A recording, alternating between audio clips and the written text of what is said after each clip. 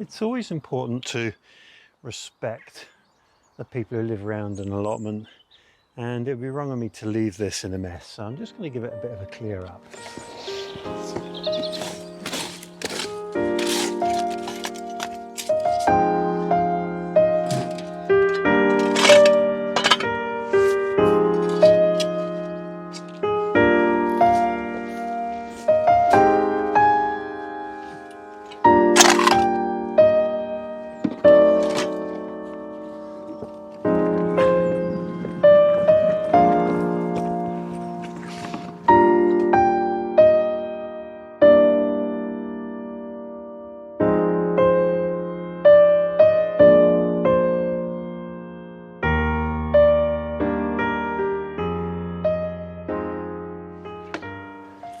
Well, that's cleaned it up somewhat. I feel a bit better about it now. So this is the last wheelbarrow I'm going to take down, and it's filled up that second bay of compost quite well.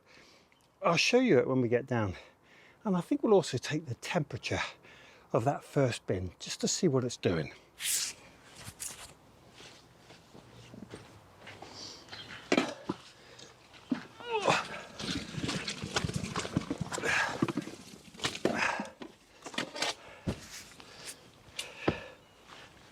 So this one is pretty much full, but I need to put the front cover on, and then when I get the next load of compost, I'll fill in this gap. It's important to get a real bulk, and that extra bit leading up to the barrier makes a lot of difference. Right, so the temperature of this one will take a day or two to pick back up, and I can also already tell from the moving around of this that I've been doing this morning that it's not really warm at all. So it'll be very interesting to get the temperature of the other one. What I will do is cover this one up because that helps. Right, let's get the thermometer. Now the other day this compost was up to about 130 degrees centigrade, and that was well into the green area, and you can see on that thermometer how a compost thermometer works, with the green area being it's really got to temperature and is working well. So we're going to plunge that in here. The good thing about these, I don't know what this material is, but it's spongy, means that I can just push down into it.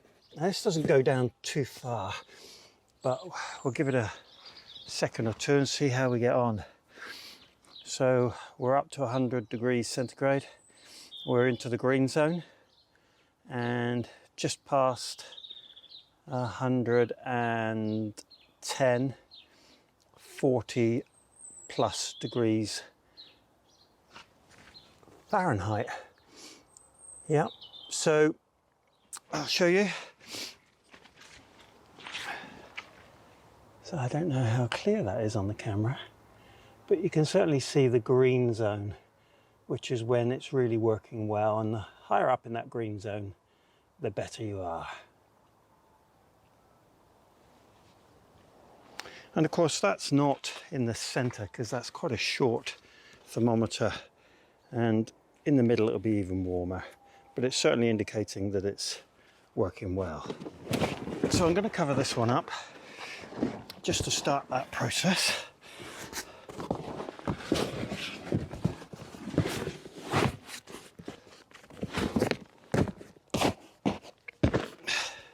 And we'll lean this, I think actually we'll just put this plank onto it, and we'll find something to go on the top to secure it, and that one can get underway as well. And the next batch of compost that I get, we'll drag this in front and backfill. Good times. Well, there's a vegetable stew on the horizon, so I'm going to take these turnips out, and it's going in the stew because they're not really growing much now, and I want to get this bed covered with some compost. There we go. think we're going to take these stakes out now because I don't want to poke my eye out, and we'll get rid of these windbreaks and see if we can get in here.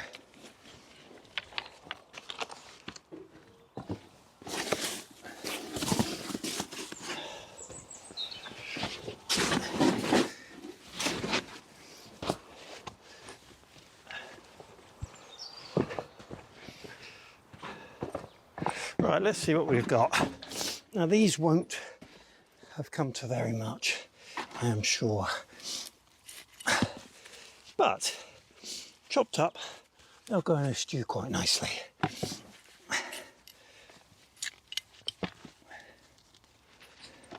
There's really only a mouthful from these, and they're not going to come to anything, I don't think. And I put them in late just as a extra crop, and I think it's proven that it's not really been worthwhile. Very little in there indeed. Now this is one of those beds that is always going to suffer from couch grass. You can see it growing here, and there's no choice than to dig this out. If I don't, then gradually it will take over. So this is one of those no dig beds. I certainly dig the end of it. It won't take long. Just a few minutes and that's done. And that little bit of effort in the winter months is worth its weight in gold. Completely clear bed that I can now put some compost on top of. So that's next. I really must get the wheel or tyre sorted out on this barrow because it's as flat as a pancake. And when I came to look at pumping it up, it was really clear that the walls of the tyre had broken down and it really is past its useful life. So today I've taken the measurements, which seem to be 4.8, whatever that is, and I'm going to swap that tyre over, see if I can find another one. Right, well, I'll get this compost into this area. I'm having to take it from down there now, which is a bit of a bother, especially as the tyre's not good. So that's motivating me to get it sorted out. Right, on we go. Now, this compost is just perfect and no couch grass in it because under the big tree that I've got over there, which is a sycamore, it doesn't seem to allow the weeds to grow because of the shade, which is absolutely perfect for preparing your compost. So if you've got a shady area on your allotment or in your garden, that's the best place to put your compost bin. I guess it doesn't get warm in the summer, but then you don't want your compost to get dry. So absolutely perfect conditions. Right, well, after this, I'm going to just have a look at the winter vegetables and harvest a few. Fork's given up on me. If in doubt, use your hands. And this is beautiful now. There's no traces of manure in it at all. It's completely gone. Well worked by the worms, I'm sure. I'll just give that a bit of a spread over. So the parsnips are past their best now, really. But we're going to carry on using them and see if we can get some more winter meals. I think we're going to need another compost in here. So we just need a couple of small parsnips really, but one or two of these are looking a bit worse for wear now. So let's get them out and see. Yep, that one's really gone to mush. So that can go in the bin. And that one's not much better. And we've had the best of these for sure. Now this one looks a lot better. There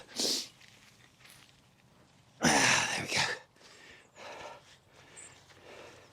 I think if we have a couple like that, we should have a meal.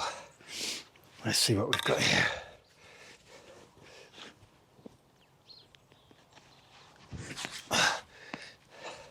Yep, that one's pretty good.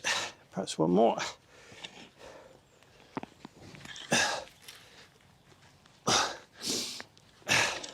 Yep, and that one's very good indeed. So 3 parsnips and off to get the other ingredients for our stew.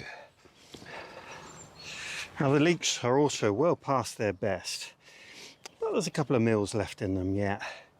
Winter vegetables, I grow quite a lot, but they do feed us continuously. I've certainly got no complaints this year. Let's have a look what this is like.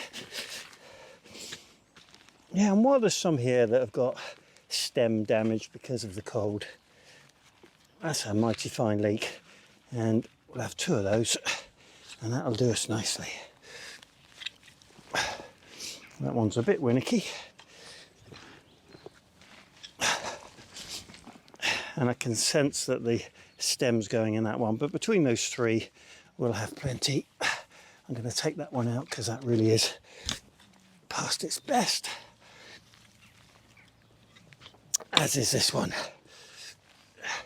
And freeing up this space just allows me to bring more compost in and get that part of this job done at some point in the future. Now with the Swede, they're really very hardy, so they're not going to come to any harm, but I am going to use up mostly the small ones here just to give myself space to be able to put the compost on pretty soon. So I'll take out all these rather smaller ones and use those up.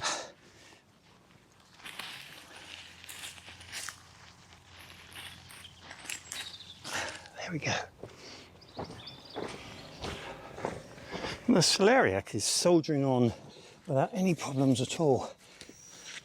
And I need a couple of these because we're going to make a nice celeriac mash. And some will go in the vegetable stew.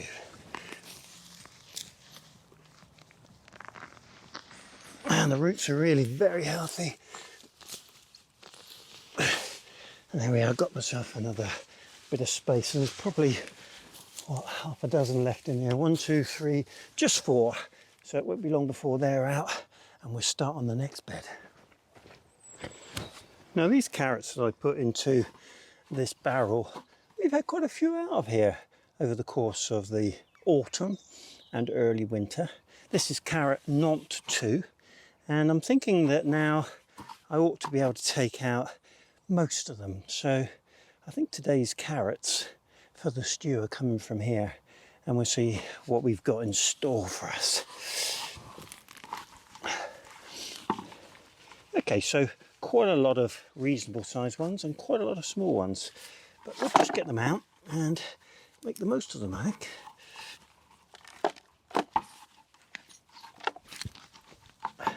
Yeah, there's some really nice sized carrots in here.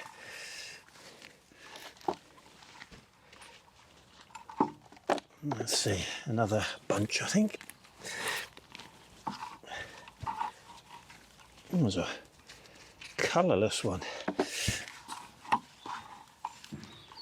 Well, that's going to be plenty. I think we'll be in here a couple of times again in the winter months. A bit of grass there can come out. That should keep us going.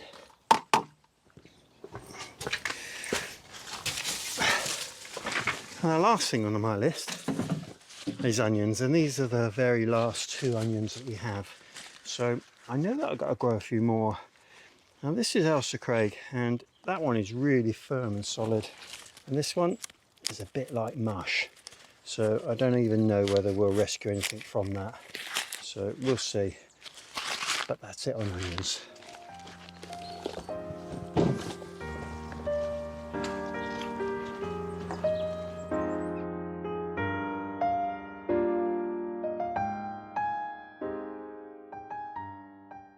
Well, whilst I'm itching to carry on with the pond, the last couple of days of rain put paid to that idea. I'll show you. So we got down to about 1 inch of water, and we're back up to about 5 inches. So it's going to have to wait. It'll drain in good time. But what we do have from today is a rather nice stew pack. Looking forward to preparing and eating that. I do hope you enjoyed the video today. If you did, click the subscribe button, click the like button, and if you want updates from me each time I upload a video, click the bell and select all. I do hope you have a great day. Diolch yn fawr.